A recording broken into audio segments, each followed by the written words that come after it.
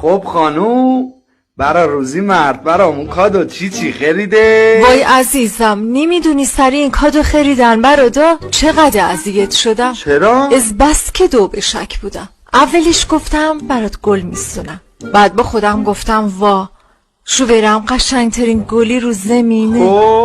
هیچکی به پا قشنگیش نمیرسه. از گل خریدم پشیمون شدم. میخواستم ساعت بستونم، دیدم تپش قلب خودت ثانیه شماری زندگی منه.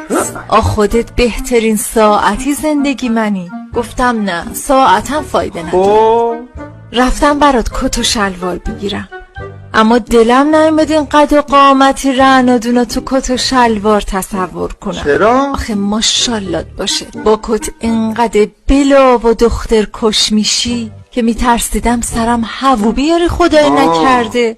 گفتم خب اتکلان میسونم، اما دیدم شما عطر وجودت عطر عشق است. پا اتکلان میخوای چی کار؟ خب جورابم که اسیروم نمیشد بگم برا آقامون که تاجی سرمون است جوراب استدم. مردم چی میگفت؟ دیگه راستی آتش دیدم بهترین کار این است که یه پیرن خوشگل برا خودم بستونم، آب و پوشم، شما لذتشو ببرید. چی طوره؟ خیلی خوب.